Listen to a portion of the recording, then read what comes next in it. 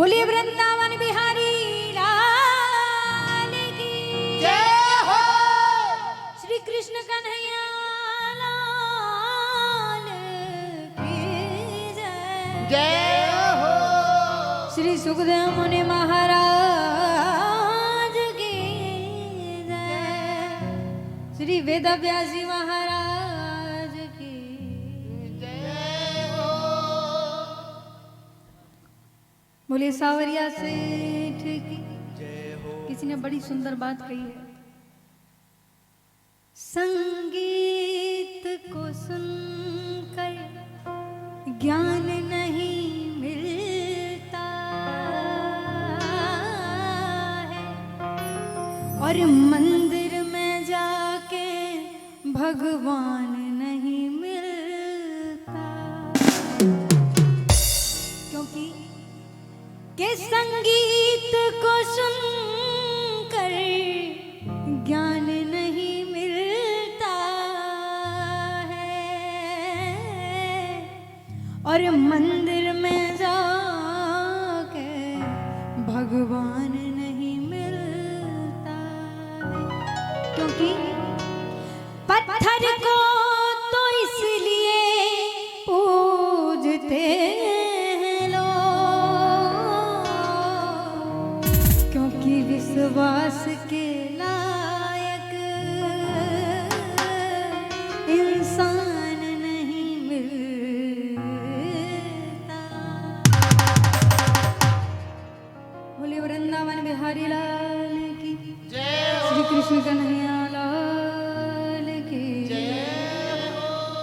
आइए जितने भी भक्त यहाँ पर विराजमान हैं, बैठे हैं, उपस्थित हैं, इस पावन सी भूमि पर जितने भी भक्त बाहर से अतिथिगण आए हैं, वे जो भी भक्त यहाँ मौजूद हैं, जहाँ तक भी मेरी आवाज पहुँच रही है, उन सभी भक्तों को इस छोटी सी टीम की तरफ से, व अलका किशोरी की तरफ से सभी को हृदय से, मन की गहराइयों से नमन करते हुए प्रेम भाव के साथ हरे कृष्णा, जय श्री राधे, जय श्रीमन नारायण, जय श्री राम, सभी को नमन करते हुए जय श्री श्याम, सभी को बारंबार प्रणाम करते हुए उस परम पिता परमात्मा का ध्यान धरते हुए भागवत चरणानुरागी सभी भक्तों को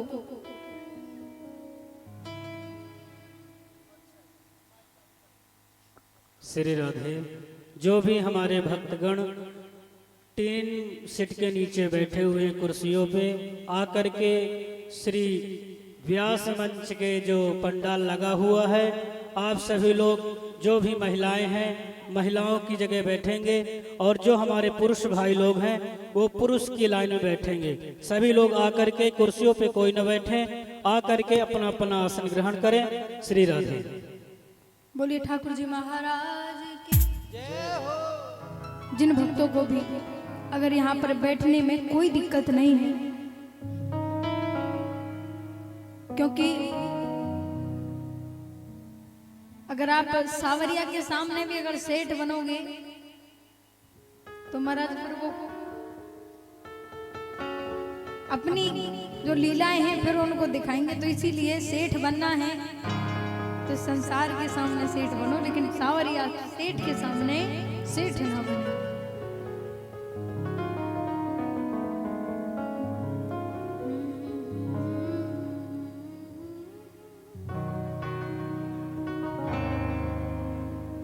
बोलिए सावरिया सेठ की जय जय जय श्री राधे, जय जय जय श्री श्याम, जय हो।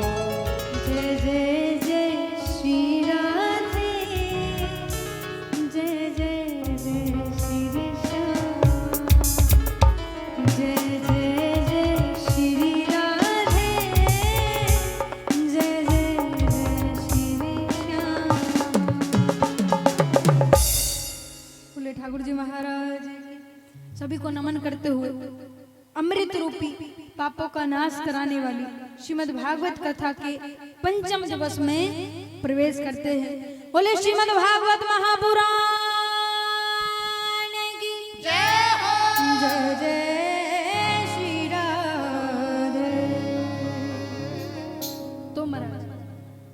जितने भी भक्त यहाँ पर बैठे हैं, कल सभी भक्त आए थे, तो आज पूछना बनता है कल कौन कौन सी कथाएं हुई थी, जिनको भी याद है बताइए। कौन कौन सी कथाएं हुई थी बताइए। समुद्र मंथन की कथा और प्रहलाद जी की कथा, और आज हमारे परीक्षित जी पूरी तैयारी करके आए हैं। कुछ भक्त तो ऐसे हैं वो हमसे पूछ रहे थे, व्यास जी हमें यहीं बता दो, हम वहां पर जाकर बताएंगे। उनका ये चीटिंग नहीं चलेगी। तो बताओ महाराज कहाँ कौन कौन सी कथाएं हुई थी। भगवान श्री कृष्ण का जन्मदिन था, और कौन सी कथा थी। चंदा मामा के बारे में बताया था, वो तो एक प्रश्न था, लेकिन कथाएं बताइए, कथाएं कौन कौन सी हुई थी। कमलेश जी बताएंगे हमारे। कमलेश जी आप बताइए।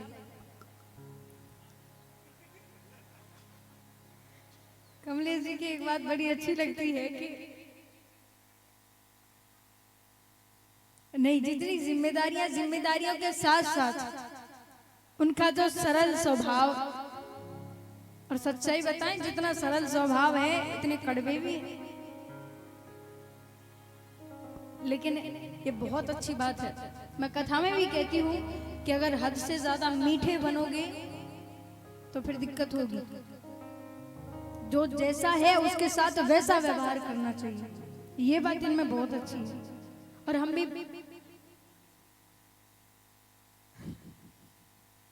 भी बारंबार प्रणाम करेंगे, नमन करेंगे और धन्यवाद करेंगे इनको कि इन्होंने इतनी सुंदर व्यवस्था की सभी भक्तों के लिए, और सभी भक्तों के दर्शन करने के लिए हमें भी वो सौभाग्य मिला। इन्हीं के कारण तो हम यहाँ पर आए हैं। इतनी सुंदर सी कथा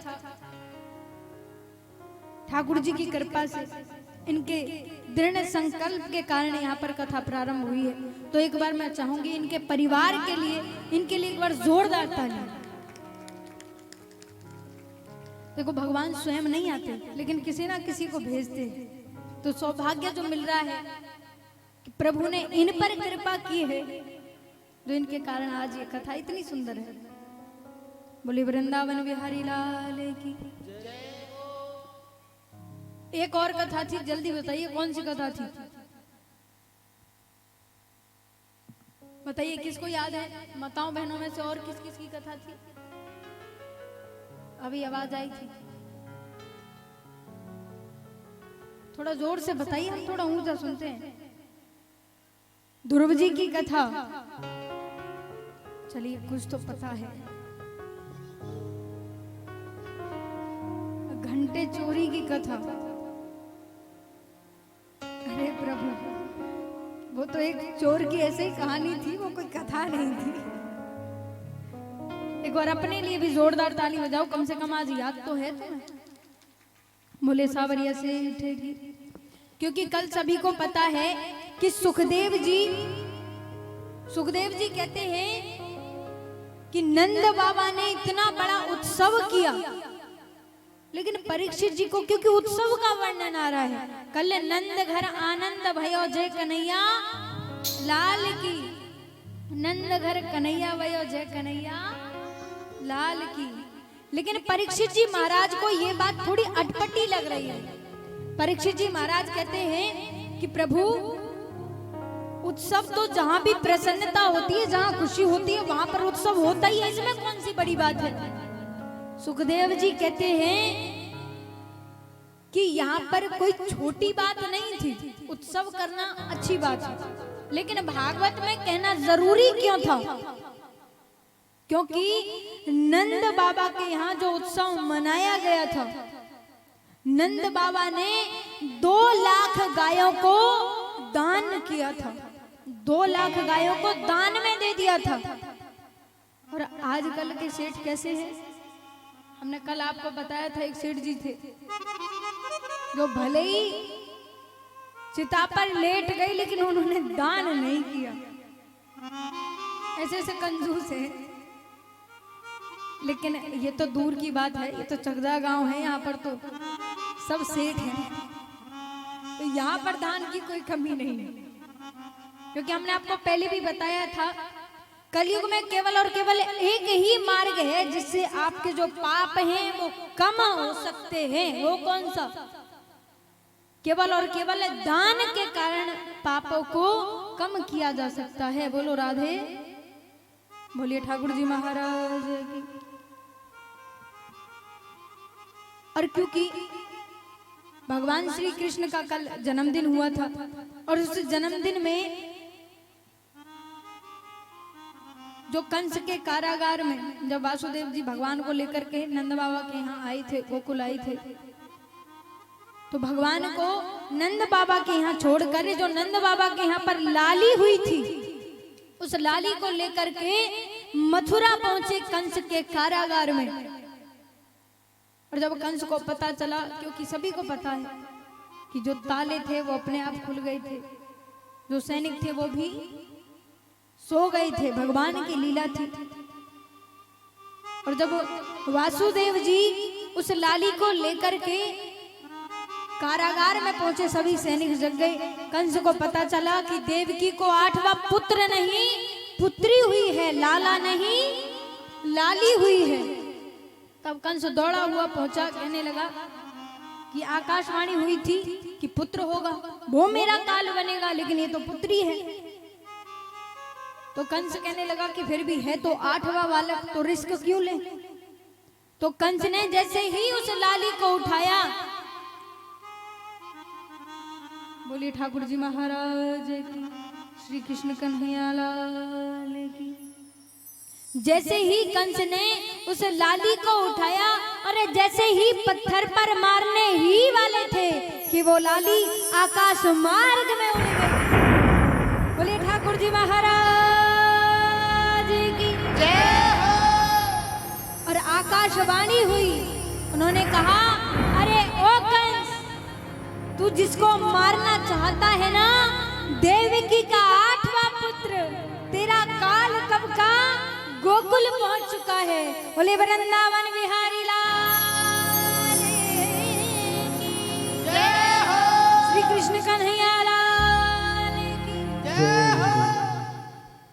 अब कंस को बड़ा बुरा लगा।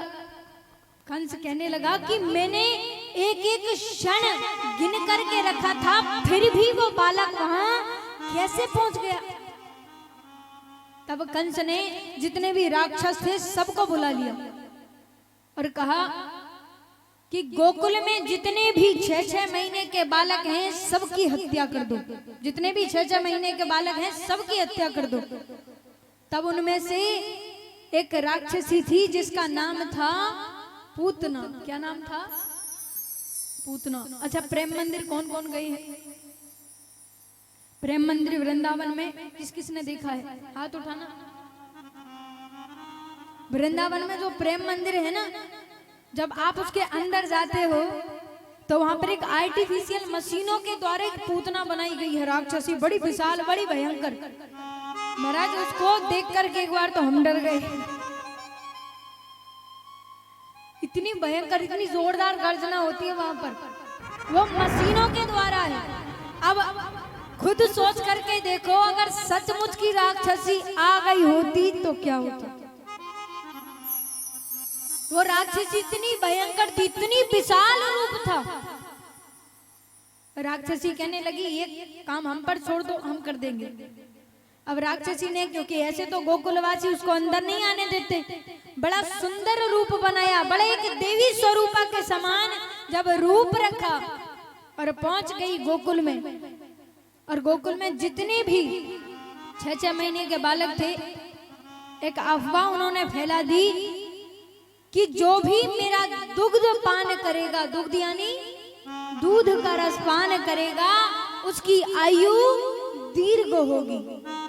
दीर्घ यानी लंबी होगी, आयु बड़ी होगी। अब कौन से ऐसे माता पिता हैं जो नहीं चाहते कि हमारे बालक की आयु बड़ी हो? सब चाहते हैं।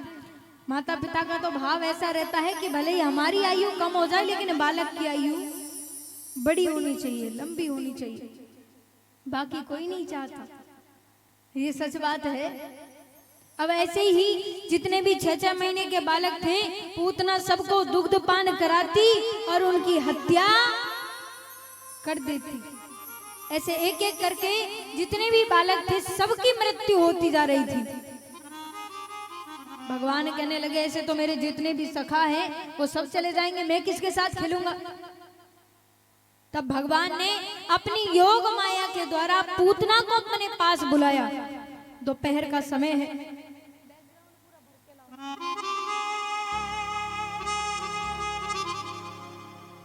दोपहर का समय है और दोपहर में ज्यादा माता बहनाएं जितना भी होता काम करती हैं, रसोई का काम ज्यादा रहता है। भगवान भी मैया यशोदा की गोदी में खेल रहे हैं। अब छोटे से भगवान है, नामकरण भी नहीं हुआ है। भगवान ने योग माया के द्वारा निद्रा देवी को बुलाया और उनसे कहा कि आकर के हमारी आंखों में विराजमान हो। और जैसे ही निद्रा में चले गए तो माता यशोदा कहने लगी अब तो हमारा लाला सो गए हो तो या को पालना में सुला दो। आज से आपको ब्रज भाषा, आज से आपको ब्रज में जितनी भी कथा है ब्रज में सुनने के लिए मिलेगी। बोलिए वृंदावन बिहारी लाल की। तो सभी भक्त, क्योंकि ब्रज में एक अलग सी मिठास है। अगर वहां के जो ब्रज के लोग हैं ना वो थोड़े से पागल हैं, और पागल भी कैसे हैं, क्योंकि ब्रज के लोग कहते हैं कि अगर हम पागल हैं ना तो हम ऐसे पागल ही ठीक है। क्योंकि वो कहते हैं इन बिगड़े दिमागों में भरे अमृत के लक्ष्य हैं, इन बिगड़े हुए दिमागों में भरे हुए अमृत के लक्ष्य हैं। हमें पागल ही रहने दो, हम पागल ही अच्छे हैं। बोले वृंदावन बिहारी लाल। बोले अगर वृंदावन के भक्त पागल हैं तो हम वो पागल बनना चाहते हैं। अगर वो भक्त पागल हैं तो, क्योंकि महाराज ऐसा पागलपन हर किसी को नहीं चाहता। और क्योंकि जगदा के जो भक्त हैं वो भी भगवान की भक्ति में पागल हैं, लेकिन ज्यादातर जो लोग होते हैं, यहाँ की बात नहीं है, दूर की बात, अभी तो हमें कथा करनी है। आपकी बुराइयां कर दी तो क्या पता महाराज हमें जाने दो ना जाने दो, तो हम आपकी बुराइयां तो कर नहीं सकते। अभी तो हमें 2 दिन और रुकना है यहाँ। तो आप तो अच्छे, लेकिन कई भक्त ऐसे हैं जो बाहर के हैं, यहाँ नहीं है, वो बाहर दूर की बात है। वहां के भक्त थोड़े लालची होते हैं जो दान नहीं करते। अब क्योंकि जब पूतना भगवान श्री कृष्ण के पास आई, तो यहाँ पर ध्यान देना, पूतना के आते ही भगवान श्री कृष्ण ने अपने नेत्रों को बंद किया था। लेकिन इन नेत्रों को बंद करने का कारण क्या था? इसमें 2 कारण थे। कौन कौन से? ध्यान से सुनना। जैसे ही पूतना भगवान के पास आई तो भगवान ने तुरंत अपने नेत्रों को बंद कर लिया। कौन कौन से कारण थे? पहला कारण, भगवान नहीं चाहते थे कि मेरी कृपा दृष्टि इस राक्षसी पर पड़े। और दूसरा कारण, क्योंकि पूतना दूध के द्वारा बच्चों को विष का पान कराती थी। विष यानी जहर का पान कराती थी, जहर पिलाती थी। और महाराज सभी को पता है, क्योंकि कल हम बता नहीं पाए थे, समय थोड़ा कम था। जब समुद्र मंथन हुआ था तो समुद्र मंथन से हलाहल नाम का एक विष निकला था। किस नाम से? हलाहल नाम का एक विष निकला था। विष यानी जहर। और जब जहर के कारण जितने भी देवी देवता थे, जब सब तपने लगे थे, जब सब त्राही माम करने लगे, तो सभी देवता कहने लगे प्रभु हमें बचाओ, हम कहा करें, हमारी तो कछु समझ में ही ना आ रहा। तब भगवान विष्णु कहने लगे या को उपाय भैया मारे धोरे भी ना। तब कहने लगे, जब पहुंचे भगवान देवों के देव महादेव के पास, बोले शंकर भगवान की। महादेव के पास पहुंचे तो महादेव ने कहा कि जब जग कल्याण की बात आ रही है तो हम उस विष को ग्रहण करेंगे। लेकिन माता पार्वती कहने लगी, प्रभु एक बात बताओ, आप हमसे प्रेम करते हो या नहीं करते? बोले सबसे ज्यादा आपसे प्रेम करते हैं। जितने भी भक्त हैं बातें ना करें। कहने लगे अगर प्रेम करते हो तो हमारा स्थान कहाँ है? बोले हृदय में है। बोले अगर हृदय में स्थान है तो जब आप विष का पान करोगे तो वो विष भी तो हृदय में जाएगा, और जब विष हृदय में जाएगा तो प्रभु अपनी ना सही कम से कम हमारी तो चिंता करो। माता पार्वती कहने लगी, प्रभु जब आप विष का पान करोगे तो अपनी तो छोड़ो, कम से कम हमारी तो चिंता करो। बोले सावरिया से ठेके श्री कृष्ण कन्हैया लाल की। तब भोले बाबा कहने लगे, देवी अगर ऐसी ही बात है तो हम भी ये प्रण लेते हैं, ये निर्णय लेते हैं कि उस विष को कंठ से नीचे उतरने ही नहीं देंगे। जिसके कारण जैसे ही हलाहल विष को पिया और माता पार्वती ने जैसे ही कंठ पर हाथ लगाया, वो विष वहीं की वहीं रुक गया, जिसके कारण नाम पड़ा नीलकंठ। बोले नीलकंठ महादेव की जय हो, श्री शंकर भगवान की जय हो, माता पार्वती जय हो। तो महाराज वैसे ही भगवान कहने लगे, जो आंखें बंद की थी, कहने लगे मैं माखन मिश्री का खाने वाला हूं और महाराज मोए के विष भावे को ना। मैं तो माखन मिश्री खावे वाला हूं, मोको के विष ना भावे को। तब भगवान ने अपनी आंखों को, नेत्रों को बंद करके शंकर भगवान का ध्यान किया था। दूसरा कारण है ये। बोलो राधे। देखो अगर आप ऐसी चहल पहल करोगे तो फिर कथा में आनंद नहीं आएगा। इसीलिए जो बातें कर रहे हैं बातें ना करें। और सबसे बड़ी बात तो ये है कि अगर कोई नया व्यक्ति आ जाए तो हमारा सबकी नजरें उस पर टिक जाती हैं कि आया कहां से।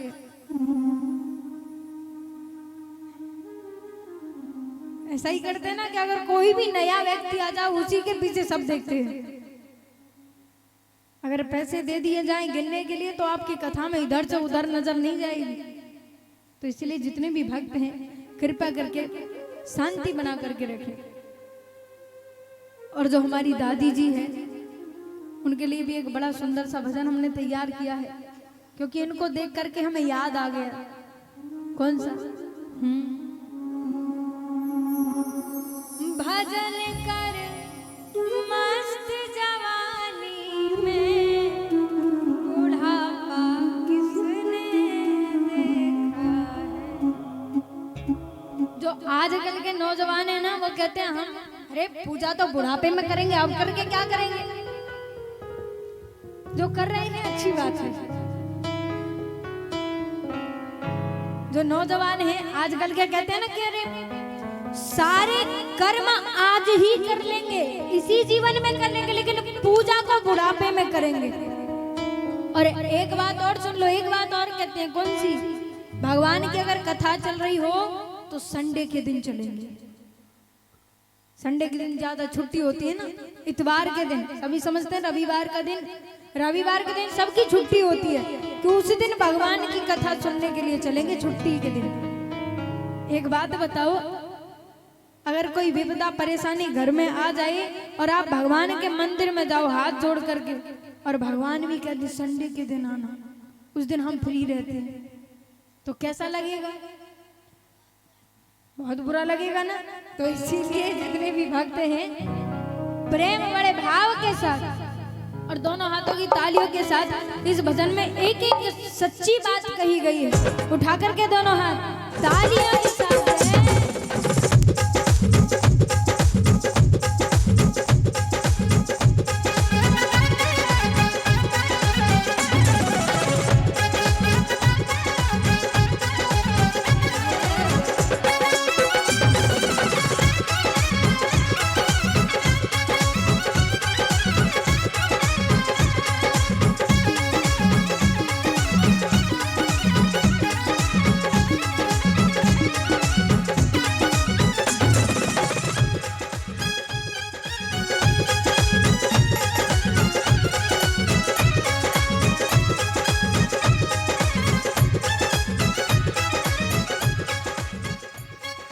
भजन कर मस्त जवानी में बुढ़ापा किसने देखा है।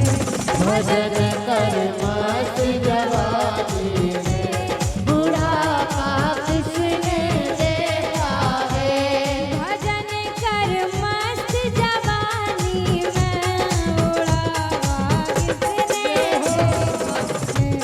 भजन कर मस्त जवानी में बुढ़ापा किसने देखा है। बुढ़ापा किसने देखा है। बुढ़ापा किसने देखा